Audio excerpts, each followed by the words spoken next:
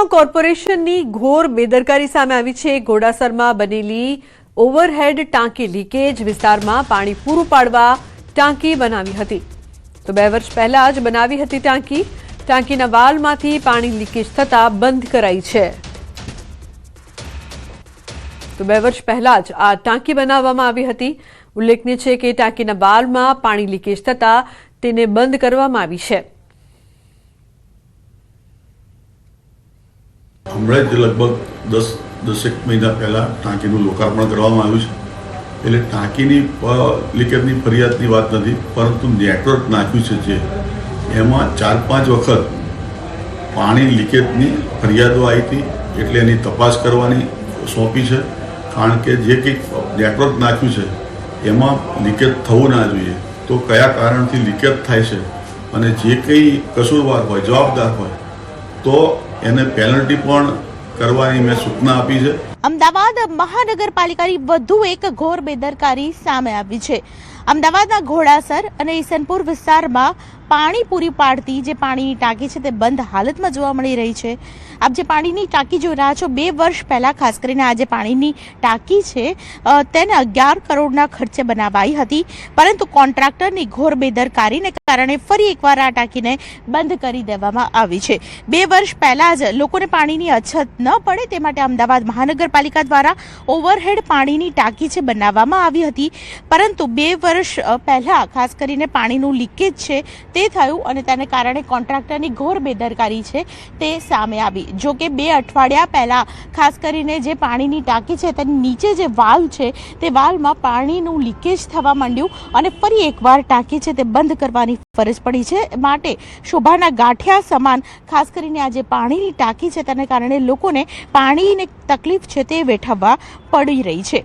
અત્યારે આપ જોઈ રહ્યા છો જે બંધ હાલતની અંદર ટાંકી છે અને તેમાં પણ ખાસ કરીને જે નીચેની જગ્યા પર વાલ્વ મૂકવામાં આવ્યો છે ત્યાં પાણીનું લીકેજ થતું હોવાને કારણે ખાસ કરીને ફરી એકવાર ટાંકીને છે બંધ કરી દેવામાં આવી છે। જે કોઈ ખાસ કરીને અમદાવાદ મહાનગરપાલિકાની વોટર કમિટી દ્વારા જે પ્રકારનો નિર્ણય લેવામાં આવ્યો છે તપાસ કરવામાં આવશે અને તપાસ કર્યા બાદ ખાસ કરીને જો કોન્ટ્રાક્ટરની બેદરકારી હશે તો તેને બ્લેકલિસ્ટ કરવામાં આવશે।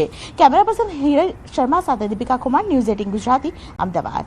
108 એમ્બ્યુલન્સના કર્મચારીએ પ્રામાણિકતાનું ઉત્તમ ઉદાહરણ પૂરું પાડ્યું છે। અકસ્માતમાં ઇજાગ્રસ્ત વ્યક્તિના 9 લાખના કિંમતી ઘરેણાની બેગ પરિવારને પરત કરી। ઈચ્છાપોર મગદલ્લા ખાતે અકસ્માત થતા જિગ્નેશભાઈ અને અશોકભાઈ બંને કર્મચારીઓ સ્થળ પર પહોંચ્યા હતા। ઇજાગ્રસ્ત મૌલિક વાડોદરિયાને તાત્કાલિક પ્રાથમિક સારવાર આપી નવી સિવિલ હોસ્પિટલ ખસેડ્યા હતા। ઇજાગ્રસ્તના બુલેટની ચાવી અને સોનાના ઘરેણા બંને કર્મચારીઓએ પોતાની પાસે રાખ્યા હતા। બાદમાં પરિવારનો સંપર્ક કરીને તેમને ઘરેણા અને બુલેટની ચાવી પરત કરીને પ્રામાણિકતાનું ઉદાહરણ આપ્યું હતું।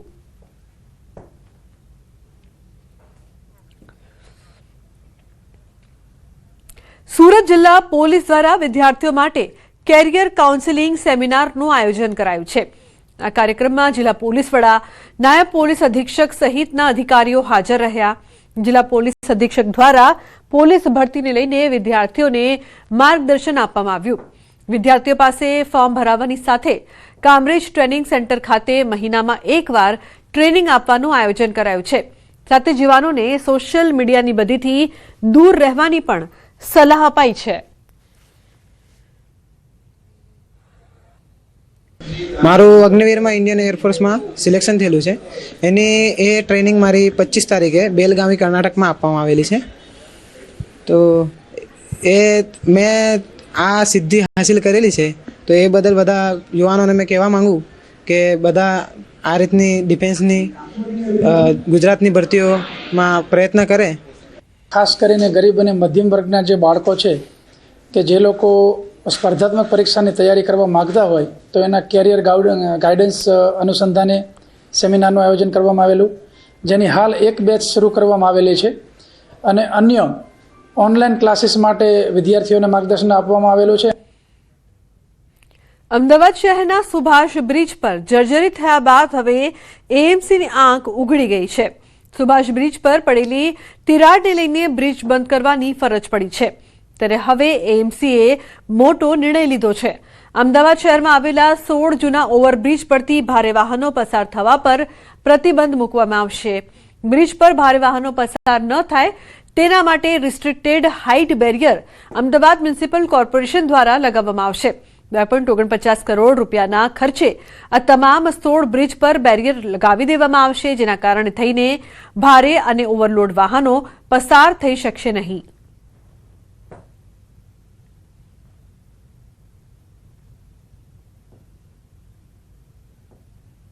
અમદાવાદ શહેરમાં આવેલા જૂના બ્રિજો ઉપર ગંભીરા બ્રિજની દુર્ઘટનાના કારણે થયા પછી આપણે અમદાવાદ બ્રિજનું 3 થી 4 મહિના પહેલાં આપણે એક ટેન્ડર બહાર પાડેલું. એમાં 1 પાર્ટી ટેન્ડર આવતા અત્યારે આપણે ફરીથી રીઇન્વાઇટ ટેન્ડર કરી રહ્યા છીએ.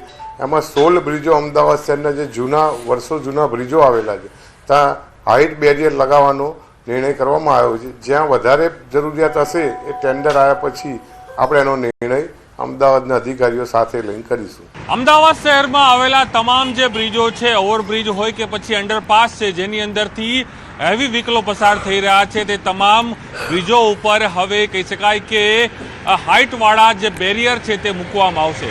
તેના કારણે જે મોટા લોડેડ વાહનો છે તે પસાર નહીં થઈ શકે. કારણ કે જે રીતે અમદાવાદ શહેરના સાબરમતી નદી પર આવેલો સુભાષ બ્રિજ છે, એ સુભાષ બ્રિજમાં જે તિરાડ પડી, એક અનુમાન લગાડવામાં આવ્યું છે કે આ તિરાડ છે તે હેવી વ્હીકલ પસાર થયા તેના કારણે લાગી છે. તો સાથે જ અમદાવાદ શહેરના સાબરમતી નદી પર આવેલા 9 બ્રિજ અને અન્ય જે રેલવે ઓવરબ્રિજો છે તેના ઉપર હેવી વ્હીકલો પસાર થઈ રહ્યા છે.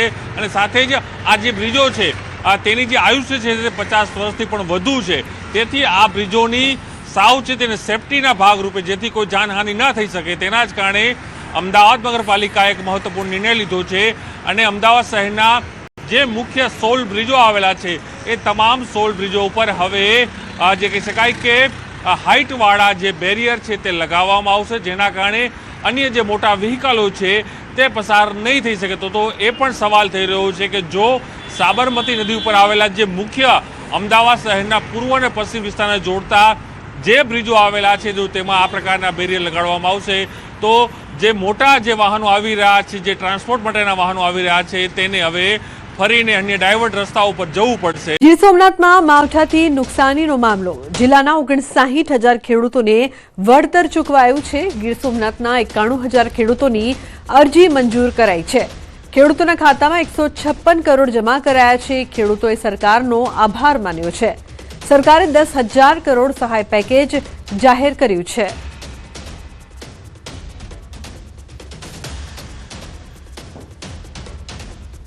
સરકારે રાહત પેકેજ જાહેર કર્યું હતું, તેમાં 44,000 રૂપિયા જેવી રકમ જમા થઈ છે. પણ 10 થી 15 વીઘાનું જે વાવેતર હતું મગફળીનું, તેના બિયારણના જ પૈસા, બિયારણના પર ન થયા પૈસા. આ તો સરકાર દ્વારા જે રકમ જમા કરવામાં આવી છે તો તેનો આભાર. જે વરસાદ થયો તો ફેલ થઈ ગયા હતા, તો સરકાર દ્વારા 44,000ની સહાય મળી છે. જે ખાલી સોયાબીન બિયારણ અને આવતા વર્ષનું બિયારણ ને ખાતરના ત્યાં છે તેવી 91,000 જેટલી અરજીઓ એપ્રુવ થઈ ગઈ છે. અને તે પૈકી આ જે ખેડૂતોની એપ્રુવ થાય છે અરજીઓ, એ સિસ્ટમમાં એ આધાર બેઝ પેમેન્ટ હોય એટલે જે એપ્રુવ થઈને આવે તેવા 59,000, અંદાજિત 59,000 જેટલા ખેડૂતોની પે ફાઇલ રેડી થઈ ગઈ છે અને એને અપલોડ કરતો 156 કરોડ જેટલી સહાય ચૂકવાઈ ગઈ છે.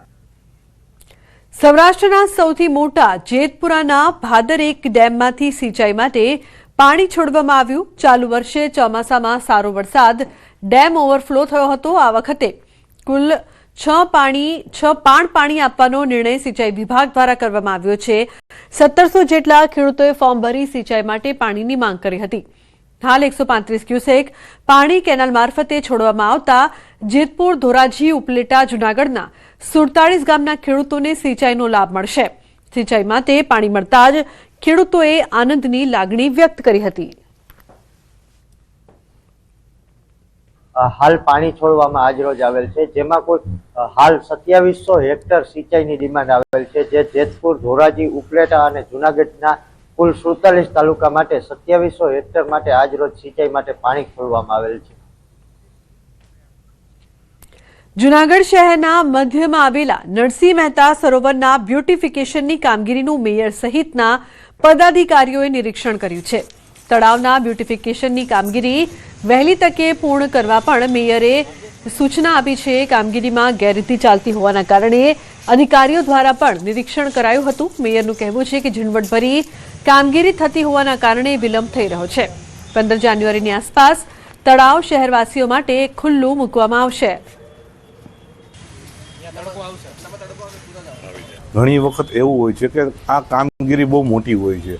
ઘણી વખત અમે આવ્યા પછી અમને એવું લાગતું હોય કે નાના મોટા ચેન્જીસ કરવાના હોય છે, તો નાના મોટા ચેન્જીસ કરાવવાના હિસાબે થોડું ડિલે થતું હોય છે. પણ અમારો ધ્યેય એવો છે કે જાન્યુઆરીની 15 તારીખ લગીની અંદર જુનાગઢની જનતા માટે નરસિંહ મહેતા તળાવ ખુલ્લું મૂકવું છે.